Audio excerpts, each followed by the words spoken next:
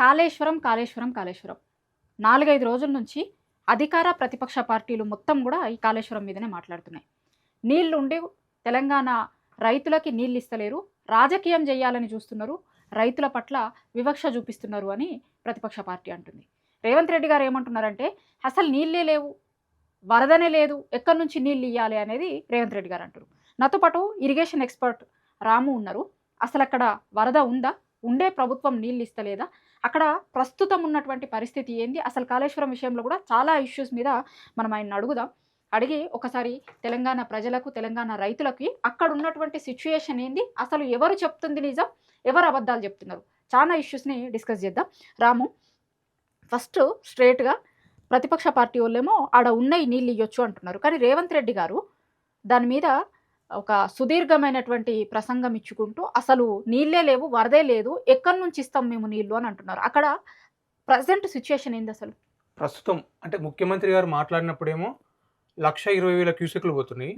ఈ క్షణానికి మనం ఈ వీడియో రికార్డ్ చేసిన సమయానికి మనం ఆన్లైన్ లో వాళ్ళ ప్రభుత్వ వెబ్సైట్ లోనే వాళ్ళు చెప్తున్నటువంటి లెక్కలే, సిడబ్ల్యూసి లెక్కలు ఇవి. ప్రస్తుతం మనం చూసుకోవచ్చు 70,140 క్యూసెక్లు పోతున్నాయి, అంటే సుమారు 6 టీఎంసీల పైన నీళ్లు పోతున్నాయి. ఇది 89.88 మీటర్ల దగ్గర మేడిగడ్డ బరాజ్ దగ్గర నీళ్లు పోతున్నాయి, అంటే సుమారు 7 టీఎంసీల నీళ్లు, 6 టీఎంసీల నీళ్లు మేడిగడ్డ బరాజ్ దగ్గర పోతున్నాయి. అయితే బ్యారేజ్ లో 2 గేట్లు పోయినాయి కదా, సో మొత్తం బ్యారేజ్ మూస్తే కొట్టుకోబోతాయని వాళ్ళు ప్రచారం చేస్తున్నారు కదా. అయితే మనకు బ్యారేజ్ తో సంబంధం లేకుండా మనం నీటిని ఎత్తిపోసుకోవచ్చు. ఎట్లా అంటే ఇది లక్ష్మీ పంప్ హౌస్. ఈ లక్ష్మీ పంప్ హౌస్ ఇక్కడ మనం కాళేశ్వరం దగ్గర మీటర్ చూసుకుంటే 93.5 మీటర్ల దగ్గర మనం నీళ్ళు ఎత్తిపోసుకునే అవకాశం ఉంటుంది. కానీ మనం చూసుకోవచ్చు లెవెల్ ఈ రోజు 97.58 మీటర్లలో నీటి ప్రవాహం గోదావరిలో ఉంది. అంటే మనకు గోదావరిలో 93.5 మీటర్లు ఉంటేనే నీళ్ళు ఎత్తిపోసుకోవచ్చు. 97.5 ఉంది, 97.5 ఉంది, అదనంగా 4 మీటర్లు ఎక్కువ ఉంది, నీళ్ళు ఎత్తిపోసుకోవచ్చు. ఇప్పుడు కూడా 2 టీఎంసీలు ఎత్తిపోసుకోవచ్చు. ఈ విషయం మనం చెప్పట్లేదు, వాళ్ళ ప్రభుత్వంలో ఉన్నటువంటి ఇంజనీరే పేరు అనిల్ కుమార్ అని ఉంటాడు, ఈఎన్సీ గారు. ఆ రోజు 2 పిల్లర్లకి దెబ్బ తగిలిన రోజు బ్యారేజ్ తో సంబంధం లేకుండా మనకు వరద ఉంటే అక్కడ చిన్న రబ్బర్ డ్యామ్ కానీ కాపర్ డ్యామ్ కానీ నిర్మాణం చేసుకుని నీళ్ళు ఎత్తిపోసుకోవచ్చు. లేదు ఇలా వరద 97 మీటర్లు 95 మీటర్లు దాటిననుకో రోజుకు 2 టీఎంసీలు బ్యారేజ్ తో సంబంధం లేకుండా నీళ్ళు ఎత్తిపోసుకోవచ్చు అని చెప్పాడు. అంటే ముఖ్యమంత్రి గారు చెప్పింది అబద్ధం అని చెప్పేసి సిడబ్ల్యూసి డాటా, వాళ్ళ తెలంగాణ ప్రభుత్వం ఐడిఎస్ఎస్ అనే ఒక వెబ్సైట్ లో పెట్టినటువంటి డాటాతోనే ముఖ్యమంత్రి గారికి మనం సమాధానం చెప్పొచ్చు. ఇది ఇప్పుడు అదే డాటా కదా మీరు చూపిస్తుంది, లైవ్ లో వస్తుంది. ఈ క్షణానికి 70,000 క్యూసెక్ల నీళ్లు మేడిగడ్డ బ్యారేజ్ దగ్గర పోతున్నాయి. ఇది వాళ్ళు చెప్తున్నది. ఇప్పుడు మీరు చెప్తున్న దాంట్లో నుంచి చూస్తే ఇప్పుడు మేడిగడ్డ 2 పిల్లర్లు కుంగిపోయి ఉన్నాయి, అక్కడ నుంచి నీళ్లు లిఫ్ట్ చేస్తే అన్నారం గానీ సుందిల గానీ మరి దాని దగ్గర ఉన్న పరిస్థితి ఏంది? లేదు, ఈ అన్నారం సుందిల దగ్గర మనకు ఈ సుందిల 10 టీఎంసీలు ఉంటుంది, ఈ అన్నారం 8 టీఎంసీలు ఉంటుంది.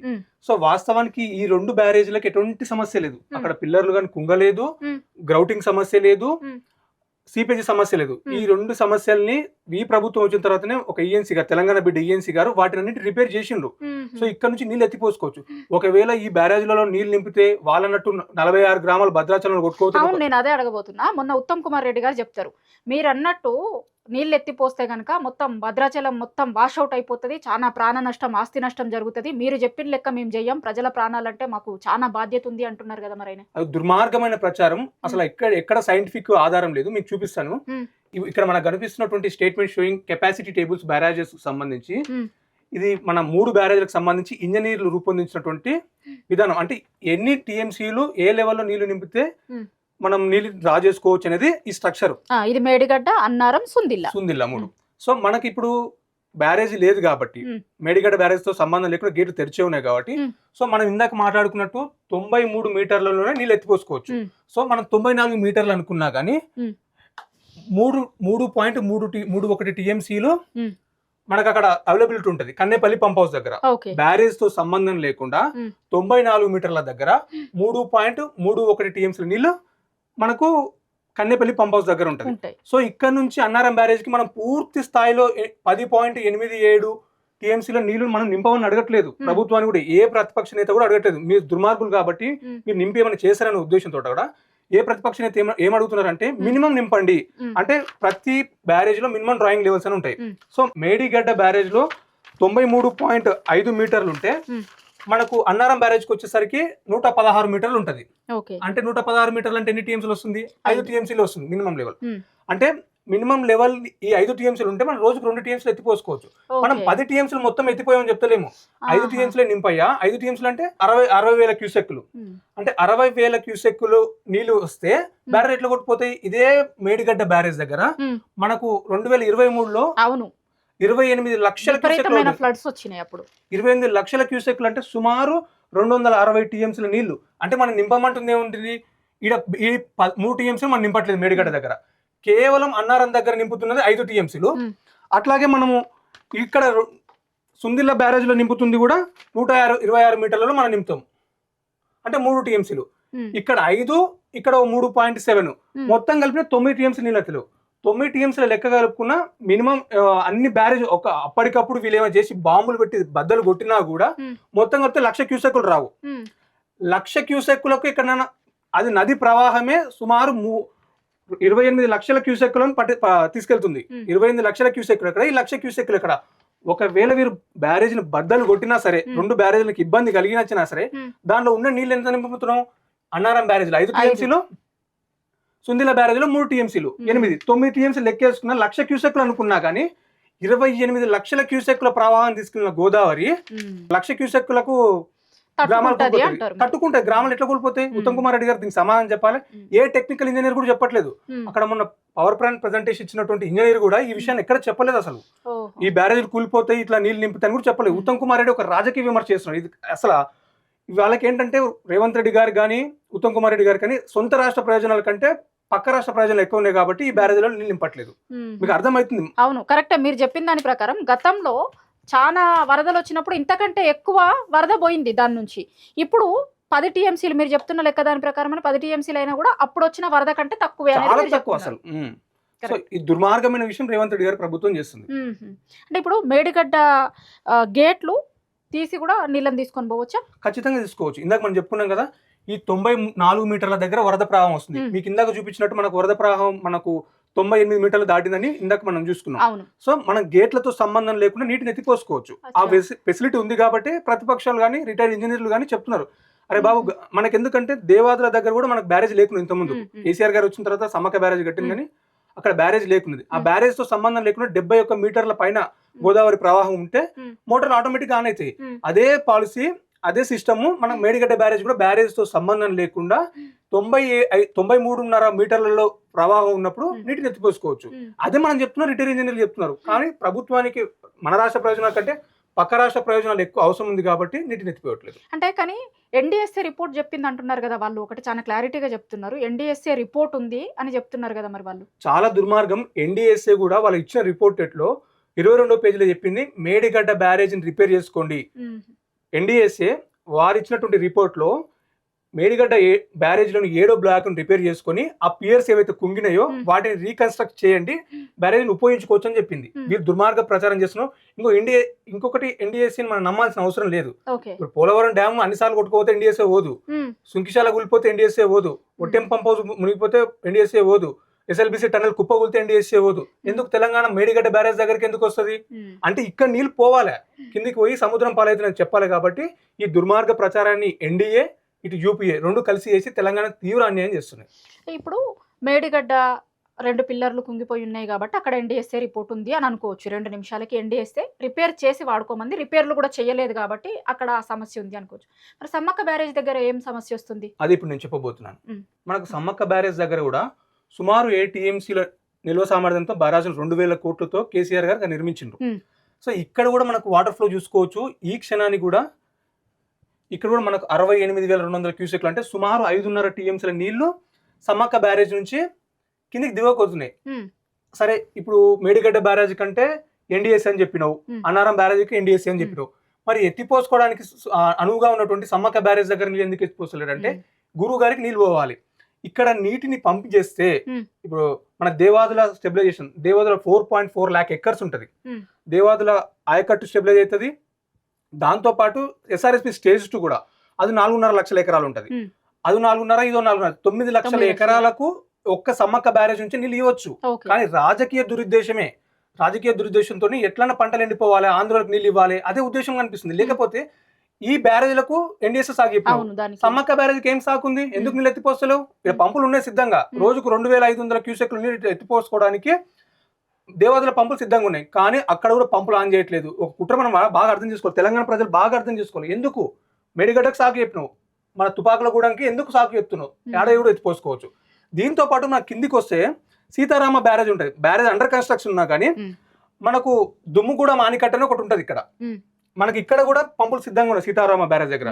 బీజీ కొత్తూరు, పూసుగూడెం, కమలాపురం ఈ 3 పంపులను తీసుకొని మనము కృష్ణా బేసిన్ అంటే మనకు సాగర్ మెయిన్ కెనాల్ కు లింక్ చేసినామంటే ఇక్కడ నుంచి కూడా సుమారు ఒక 4 లక్షల ఎకరాలకు నీళ్ళు అందించవచ్చు. కానీ ఆ ప్రయత్నం కూడా చేస్తలేదు. కానీ ఏం చేస్తుందో తెలుసా, ఇక్కడ కింద పోలవరం ఉంటది, ఇక్కడ మనం చూపించినటువంటి లక్షల వేల క్యూసెక్ల నీళ్ళు ఇక్కడ పోలవరం ఉంటది. ఈ పోలవరం పక్కన right main canal side Pattiseema అని ఒక పంప్ హౌస్ నిర్మించుకున్నారు ఆంధ్రప్రదేశ్ లో. పట్టిసీమది కూడా కొంత సోషల్ మీడియాలో నిన్నటి నుంచి ఒక విజువల్స్ తిరుగుతున్నాయి, మొత్తం వాటర్ పోతున్నాయి అక్కడికి. ఎట్లా పోతున్నాయి అక్కడికి నీళ్లు? అది మనం ఇది కన్నేపల్లి పంప్ హౌస్, ఇది మేడిగడ్డ బ్యారేజ్. ఈ బ్యారేజ్ తో సంబంధం లేకుండా ఈ పంప్ హౌస్ ఆన్ చేసుకుని నీళ్ళు ఎత్తిపోసుకోవచ్చు. కానీ ఈ పంప్ హౌస్ నీళ్ళు ఆన్ చేయకపోతే ఏమవుతుంది, సరాసరి ఈ నీళ్లు కిందికి వెళ్ళిపోతాయి. కిందికి ఎక్కడికి వస్తాయి? మనకు సమ్మక్క బ్యారేజ్ ములుగు దగ్గర ఉన్నట్టు సమ్మక్క బ్యారేజ్ కి వస్తాయి. ఈడ ఉన్నటువంటి దేవాదాల పంపులు ఆన్ చేస్తలేరు కదా, ఈడ ఏటీఎంస్ నిల్వ చేస్తలేరు కాబట్టి ఈ నీళ్ళు కూడా ఎక్కడికి వస్తాయి? కిందికి వస్తాయి. కిందికి ఎక్కడికి వస్తాయి? మనకు తెలంగాణ బార్డర్ లో ఉన్నట్టు సీతారామ బ్యారేజ్ నీళ్ళు వస్తాయి. సో ఇక్కడ కూడా బ్యారేజ్ అండర్ కన్స్ట్రక్షన్ ఉంది, పంపులు ఎత్తిపోసుకోవడానికి అవకాశం ఉన్నా కానీ మనకి చూడవచ్చు ఈ పంప్ హౌస్ అన్ని, ఇది పంప్ హౌసే, ఇక్కడ పంపులు ఎత్తిపోసుకోవడానికి సిద్ధంగా ఉన్నా కానీ ఆ పంపులు ఆన్ చేయట్లేదు. సో మనం ఇక్కడ నుంచి ఇక్కడ నీళ్ళు ఎత్తిపోసుకోవట్లేదు.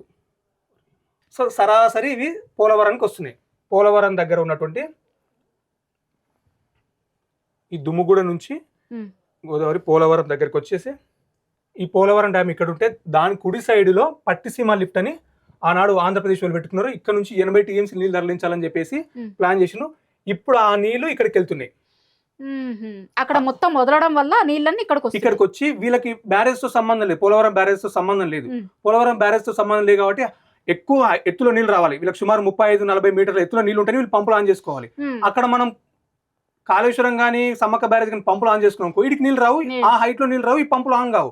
సో ఇదంతా చూస్తుంటే నాకు ఏమర్థం అవుతుంది అంటే తెలంగాణ ప్రజలు కూడా అర్థం చేసుకోవాలి, ఎందుకు ఆ పంపులు ఆన్ చేయకుండా ఈ పంపులు ఎందుకు ఆన్ చేసి. ఈ రోజు పంపులు ఆన్ చేసి ఈ పట్టిసీమ దగ్గర మనం చూసుకోవచ్చు, ఈ Srisailam right main canal 2 TMC తీసుకోవచ్చు రోజు. ఇక్కడ ఒక చిన్న లిఫ్ట్ పెట్టిండ్రు, ఇది పంప్ హౌస్, ఇది డెలివరీ సిస్టమ్. ఇక్కడ నుంచి నీళ్ళు వేస్తే మనకు విజయవాడలో ఉన్నటువంటి ప్రకాశం బ్యారేజ్కి నీళ్ళు వెళ్ళిపోతాయి. అక్కడ నుంచి డెల్టా రైతులు స్వచ్ఛందంగా 5,000 ఎకరాలకు 1 టీఎంసీ నీళ్ళు వాడుకుంటున్నారు వాళ్ళు. కానీ తెలంగాణ మాత్రం బీడుబడి ఇంత దూరం వస్తాయి, ఇక్కడ నుంచి ఇక్కడికి వస్తున్న నీళ్లు విజయవాడలో ఉన్న కృష్ణా బ్యారేజ్కి. సో మన అంత దారుణమైన పరిస్థితి. ఆ పంపులు ఆన్ చేసిన ఆ పంపులు విజువల్స్ ఒకసారి చూద్దాము మనం. ఇది మనకు పట్టిసీమ దగ్గర పంపులు ఎత్తిపోసి ఈ పోలవరం రైట్ మెయిన్ కెనాల్ వస్తే ఈ నీళ్లు మనం ఇందాక చూపించినట్టు ప్రకాశం బ్యారేజ్, విజయవాడలో ఉన్న ప్రకాశం బ్యారేజ్కి వెళ్ళి కృష్ణా డెల్టా రైతులు, గోదావరి డెల్టా రైతులు బాగుపడుతున్నారు.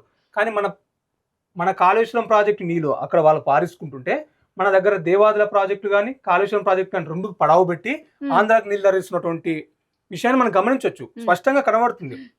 మేడిగడ్డకు ఎన్డీఎస్ చెప్పినావు, ఆ సమ్మక్క బ్యారేజ్కి ఏం లేదు కదా, ఎందుకు ఎత్తిపోయావు? సో మనం చూడొచ్చు, మన కన్నేపల్లి పంప్ హౌస్ లో నీళ్ళు ఎత్తిపోయకపోవడం వల్ల ఆ నీళ్లు మేడిగడ్డ బ్యారేజ్ దాటుకొని, సమ్మక్క బ్యారేజ్ దాటుకొని, సీతారామ బ్యారేజ్ దాటుకొని, పోలవరం దాటుకొని, పోలవరం ద్వారా ఎలాంటి రిజర్వాయర్ కానీ స్టోరేజ్ కెపాసిటీ కానీ బ్యారేజ్ కానీ లేకుండానే పంపులు నడుస్తున్నాయి ఆంధ్రాలో. కారణం ఏంటంటే అక్కడ మనం నీళ్లు నిలుపుకొని రోజుకు 2 టీఎంసీలు ఎత్తిపోసుకుంటే వీళ్ళకి వచ్చే నీళ్లు 20,000-30,000 క్యూసెక్లు దాటవు అక్కడ వరద ప్రవాహం. అలాంటి టైంలో వాళ్ళు పంపులు ఆన్ చేసుకోవడానికి ఉండదు. వాళ్ళు 70,000-80,000 క్యూసెక్కులు ప్రవాహం ఉన్నప్పుడు మాత్రమే పట్టిసీమ పంపులు ఆన్ చేసుకోవాలి. మనం ఆడ నీళ్ళు ఎత్తిపోసుకున్నాం అనుకో, వీళ్ళ పంపులు ఆన్ చేసుకోవడం ఉండదు, రావు ఇక్కడికి. ఇది కుట్ర. ఓహో, ఇప్పుడు మామూలుగా రైతులు ఏమనుకుంటున్నారు అంటే, ఒకసారి మీరు క్లారిటీగా చెప్పండి, టెక్నికల్కి పోకుండా. రైతులు ఏమనుకుంటున్నారు అంటే, ఇప్పుడు రేవంత్ రెడ్డి గారు చెప్తున్న దాని ప్రకారం కావచ్చు, మామూలుగా చాలా మంది ఏమనుకుంటున్నారు అంటే కరువు వచ్చింది, అందరూ జనరల్గా చెప్తుంది కరువు వచ్చింది, అందుకోసం మీకు నీళ్లు లేవు. అసలు ఆడ నీళ్ళే లేవు కదా, ఎక్కడి నుంచి తీసుకొచ్చి ఇవ్వమంటాం, వరదలే లేవు, నీళ్లు లేవు కదా అనేది రేవంత్ రెడ్డి గారు చెప్తున్న వర్షన్. కానీ మీరు చెప్తున్న దాని ప్రకారం ఏంది అంటే, అసలు ఈ ప్రాజెక్ట్ కట్టిందే వరదలు ఇట్లాంటి కరువులు వచ్చినప్పుడే పనికి రావడం కోసమే ఆ ప్రాజెక్ట్ కట్టింది. కరువు వచ్చింది కాబట్టి ఇప్పుడు అక్కడ నుంచి నీళ్లు తెచ్చుకోవచ్చు అనేది మీరు చెప్తుంది, దానికోసం కట్టింది ఇది అనేది. అది ఒక్కసారి రైతులకు అర్థమయ్యేటట్టు చెప్తారా? ఒకటి, తెలంగాణలో వర్షాలు లేని మాట వాస్తవమే, కానీ మనకు ప్రాణహిత నది అనేటువంటి ఒక ప్రాణం, తెలంగాణకు ఒక గుండెకాయ అనుకోవచ్చు. ఎక్కడ వరద లేకున్నా కానీ దేశంలో ప్రాణహితాలు తక్కువ 1,00,000 క్యూసెక్లు వచ్చిపోతుంటాయి జూలైలో ప్రతిరోజు.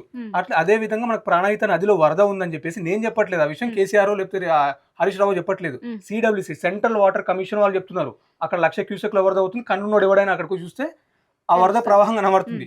ముఖ్యమంత్రికి తెలియలేదు కాబట్టి ఆయన ఎప్పుడు పోలేదు కాబట్టి అక్కడ వరద ప్రవాహం ఆయన కనబడతలేకున్నట్టు. ఆయన కొంచెం హెలికాప్టర్ అని వేసుకొని చూస్తే గోదావరి ఎంత ఉధృతంగా ప్రవహిస్తుందో తెలుస్తుంది. రైతన్నలు ఒకటే ఆలోచన చేయాలి, మనకు మేడిగడ్డ తప్ప ఇంకొక వేరే ఆలోచనే లేదు ఇంకా తెలంగాణకు. నువ్వు SRSP లో ఒక చుక్క ఈ రోజుకైతే ఒక చుక్క ఇన్ఫ్లో లేదు, ఎల్లంపల్లికి లేదు. ఎక్కడి నుంచి మిడ్ మానేర్ నిండుతుంది, లోయర్ మానేర్ నిండుతుంది, మల్లన సాగర్ నిండుతుంది. ఈ ప్రాజెక్టులన్నీ నీళ్లు రావాలంటే కాళేశ్వరంలో 141 TMCల రిజర్వాయర్లు కట్టబడి ఉన్నాయి. కాళేశ్వరం అంటే ఒక కుంగిపోయినటువంటి 2 బ్యారేజ్ల మేడిగడ్డ ఒకటే కాదు, 3 బ్యారేజ్లతో పాటు 80,000 కోట్లతో ఖర్చు చేసి ఉన్నటువంటి 15 రిజర్వాయర్లు, 21 పంప్ హౌస్ సిద్ధంగా ఉన్నాయి అక్కడ. అవన్నీ స్ట్రాంగ్ ఉన్నాయి, ఇవన్నీ వాడుకుంటున్నాడు రేవంత్ రెడ్డి. అవి వాడుకుని 4 కోట్ల మెట్రిక్ టన్నుల ధాన్యం పండించిన చెప్తున్నాడు. అవి వాడండి, ఈ 4 కోట్ల మెట్రిక్ టన్నుల ధాన్యం రాదు. ఆ 94,000 కోట్లు ఖర్చు పెట్టి మనం ప్రాజెక్ట్ కడితే దానిలో 80,000 కోట్ల పైగా ఉన్నటువంటి వ్యవస్థను రేవంత్ రెడ్డి వాడుకుంటున్నాడు. దుర్మార్గ ప్రచారం కాళేశ్వరం మొత్తం కూలిపోయిందని చెప్తున్నాడు, కానీ ఆ 80,000 కోట్లను వాడుకుంటున్నాడు. ప్రజలు కూడా అర్థం చేసుకోవాలి, రైతన్నలందరూ రావాలి, వాళ్ళ నుంచి ఉద్యమం పుట్టాలి. అరే మన కళ్ళ ముందు గోదావరి పోతుంది, పంపులు ఆన్ చేసుకోవడానికి ఇంతమంది ఇంజనీర్లు చెప్తున్నారు టెక్నికల్ విషయాలు, ఇన్ని మీటర్లో నీళ్ళు వస్తున్నాయి కాబట్టి ఎత్తిపోసుకొని చెప్తున్నాడు. వీడు ఎందుకు ఎత్తిపోయాడు అని చెప్పేసి రైతన్నలే ముందుకు వచ్చి ధర్నాలు చేసి ఆ పంపులను ఆన్ చేసుకుంటే తప్ప ఈ ప్రభుత్వం మాటినది కాబట్టి వాళ్ళే ముందు గదలనేది మన ఉద్దేశం. ఓకే, అంటే ఓవరాల్గా ఏంటి అంటే కరువు ఉంది, కరువు ఉన్నమాట వాస్తవం. ఎల్నినోలు వచ్చినా, సూపర్ ఎల్నినోలు లాంటివి వచ్చినా కూడా మన దగ్గర వరదలతోని వస్తున్న నీళ్ళని ఒడిసి పట్టుకొని మన రైతులకు ఇవ్వచ్చు. మరి ఇప్పుడు కరువు అనేది అన్ని చోట్ల ఉంది. మళ్ళీ ఏపీలో నీళ్ళు ఎక్కడి నుంచి వస్తున్నాయి, అక్కడ ఎట్లా వస్తున్నాయి, మన దగ్గర ఎట్లా రాకుండా పోయినాయి. మన దగ్గర నుంచే వాళ్ళకి పోవాలి.